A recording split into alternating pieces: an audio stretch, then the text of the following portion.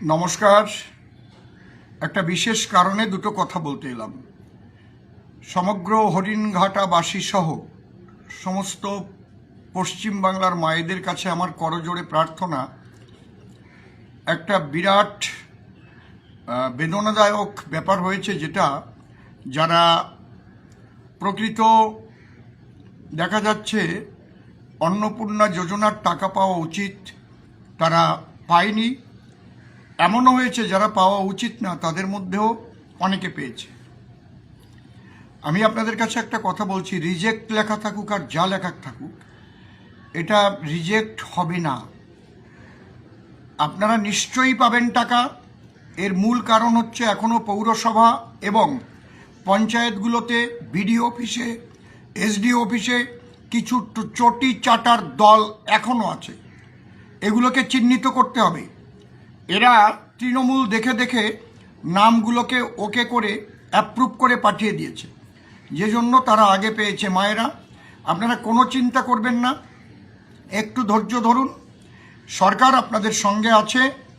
মাননীয় মুখ্য সচিব বলে দিয়েছেন, যারা পেয়েছে এটা রাফলি তড়িঘড়ি করে করা হয়েছে আপনাদের দেবার জন্য, সরকার কথা রাখবার জন্য, সংকল্পপত্রের যে বাক্য, যে গ্যারান্টি, সেই গ্যারান্টি রাখার জন্য। আপনারা সকলেই পাবেন যারা পাওয়ার উপযুক্ত। দুটো লিস্ট করুন আপনারা। আমি বলছি, ভারতীয় জনতা পার্টির বুথ লেভেল থেকে, মণ্ডল লেভেল থেকে আপনারা সবাই মিলে পথে নেমে, গ্রামে গঞ্জে সব জায়গায় নেমে যান এবং পৌরসভায় যারা আছেন একটা লিস্ট করুন কারা কারা পায়নি, পাবার উপযুক্ত। এটা ক্যারেটেরিয়াটা লেখা আছে ফর্মেই, কারা পাবে কারা পাবে না।